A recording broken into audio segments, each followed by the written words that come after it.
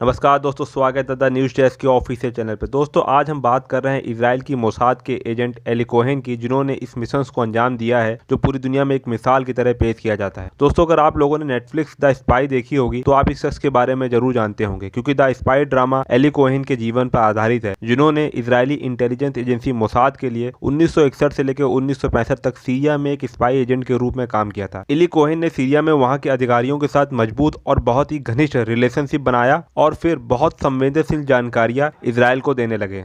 Eli Cohen का जन्म 1924 में अलेक्जेंड्रिया इजिप्ट में एक जूइश परिवार में हुआ था, जो कि एलेपो सीरिया से आया था। एली कोहेन का इजिप्शियन आर्मी में सिलेक्शन हो गया था, लेकिन बाद में उनको यह कहकर मना कर दिया गया था कि वह सीरिया और इजराइल से संबंध रखते हैं, इसलिए उनको लॉयल्टी इश्यूज के कारण आर्मी में शामिल नहीं किया जा सकता है। 1948 में इजराइल की आज़ादी के बाद कोहेन ने कई यहूदियों को इजराइल जाने में मदद की। उन्हें मोसाद से भी व्यापक समर्थन मिला। कोहेन को दूसरे अरब इजराइल युद्ध के दौरान मिस्र छोड़ना पड़ा। कोहेन इटली के नेपल से एक नाव में इजराइल पहुंचने में कामयाब रहा। एली कोहेन इजराइल की सेना में शामिल किया गया था और उसको खुफिया इकाई में रखा गया था। कोहेन मोसाद में शामिल होना चाहते थे, लेकिन उनको वहां नौकरी नहीं दी गई। इससे निराश होकर कोहेन ने सेना छोड़ दी और तल अवीव में एक क्लर्क की नौकरी कर ली। एली कोहेन को मोसाद में लॉयल्टी इश्यूज की वजह से नौकरी नहीं मिली थी, क्योंकि वो सीरिया और इजिप्ट में रहकर आए हुए थे। मोसाद ने शुरू में एली कोहेन को रिजेक्ट कर दिया था, लेकिन उनको बाद में मोसाद ही एक बड़ी जिम्मेदारी देता है। उस वक्त मोसाद के डायरेक्टर जनरल मीर अमीर सीरिया में एक विशेष मिशन के लिए एक जासूस की तलाश में थे, और वह जब कैंडिडेट की रिजेक्टेड फाइल्स देख रहे थे तो उनको एली कोहेन की फाइल मिली। वहीं उनकी तलाश खत्म होती है। उसके बाद मोसाद ने एली कोहेन की हर एक गतिविधियों पर नजर रखना शुरू किया। उसको कई दिनों तक फॉलो किया गया। वह कहाँ जाता है, किससे मिलता है, क्या काम करता है, सारी जानकारियां मोसाद ने जांची। जब उनको एली कोहेन में कोई भी लॉयल्टी इश्यूज नहीं मिला, तब संतुष्ट होकर मोसाद ने एली कोहेन को सीक्रेट स्पाई के रूप में शामिल किया, जिसका अगला मिशन सीरिया में होने जा रहा था। कोहेन को कमल अमीन थाबेत की पहचान बदलकर अर्जेंटीना की राजधानी ब्यूनस आयर्स में भेजा गया। कमल अमीन थाबेत को सीरिया के एक व्यापारी की तरह दुनिया के सामने पेश किया गया था, जो कि ब्यूनस आयर्स में एक सफल व्यवसाय स्थापित करने के बाद अपनी मातृभूमि लौटने के लिए तैयार था। मोसाद ने उसके अर्जेंटीना में रहने की पूरी तैयारी की थी। कोहेन ने ब्यूनस आयर्स में सीरिया के प्रवासी लोगों के साथ पहचान बनाई और जल्द ही उनमें बहुत प्रसिद्धि हासिल कर ली, क्योंकि कोहेन बहुत बड़ी पार्टियां देने लगा था, जिसमें वह लाखों रुपए खर्च किया करता था। कोहेन जल्द ही अमीन अल हाफिज, सीरियाई जनरल राजनेता और बाथ पार्टी के सदस्य के साथ एक व्यक्तिगत समीकरण बनाने में कामयाब रहे। उनके बातचीत करने के तरीके ने सभी को प्रभावित किया और जल्द ही वह सीरिया के रक्षा मंत्री के मुख्य सलाहकार बन गए। कई लोगों का मानना था कि सीरिया के शीर्ष सेना जनरलों के साथ भी उनका सीधा संपर्क था।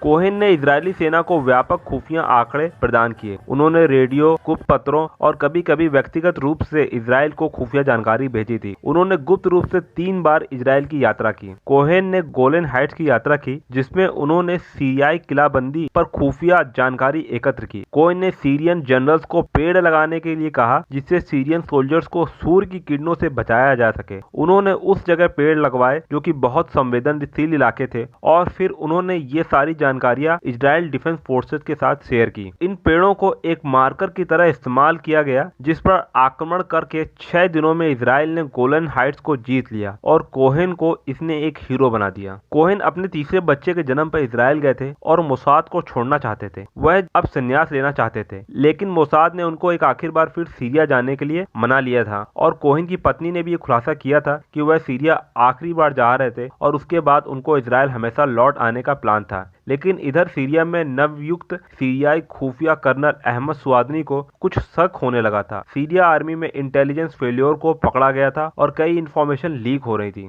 सीरिया इंटेलिजेंस ने बिना पॉलिटिशियंस को बताए फोन टैपिंग करना शुरू कर दिया था, क्योंकि ये पूरी तरह गुप्त रूप से हो रहा था और इसकी जानकारी वहाँ सीरिया के बड़े अधिकारियों और राजनेताओं को भी नहीं थी, इसलिए कोहेन को भी इसकी भनक नहीं लग पाई थी। सीरियन इंटेलिजेंस ने सपने में भी नहीं सोचा होगा कि इजरायली एजेंट उनके बीच में है और डिफेंस मिनिस्टर का चीफ एडवाइजर है। सीरियन इंटेलिजेंस ने सोवियत की रेडियो कम्युनिकेशन को पकड़ने में मदद ली थी। सीरियन एजेंसीज ने एक अपार्टमेंट से कुछ इंफॉर्मेशन लीक होते हुए पकड़ी। फिर सीरियन एजेंसीज ने उस अपार्टमेंट में कोहेन को पकड़ने के लिए जाल बचाया। जब कोहेन को इसकी भनक लगी तो अपनी जान की फिक्र किए बिना उसके पास जो भी जानकारियां थी उन्होंने इजराइल को देना शुरू कर दिया था। सीरिया कोहेन से बहुत कम जानकारियां निकाल पाया और उसको मौत की सजा सुनाई गई। इजराइल के डिफेंस मिनिस्टर गोल्डा मेयर ने इंटरनेशनल कैंपेन चलाया कोहेन को बचाने के लिए, लेकिन वह उसमें असफल रही और कई अंतर्राष्ट्रीय प्रयासों के बावजूद सीरियाई सरकार ने एली कोहेन को सार्वजनिक रूप से मार्जे स्क्वायर दमिश्क में 18 मई 1965 को फांसी की सजा दी। कोहेन के शरीर को आम जनता को देखने के लिए कई घंटों के लिए रखा गया था। फांसी दिए जाने से पहले अपनी पत्नी को लिखे पत्र में कोहेन ने कहा था, तुम अपना वक्त रोने में ना लगाना उस चीज के लिए जो बीत चुका है, तुम एक अच्छे भविष्य पर अपना ध्यान लगाना। दोस्तों, अगर आपको ये वीडियो पसंद आया तो हमारे चैनल को सब्सक्राइब करें और इस वीडियो को शेयर करें।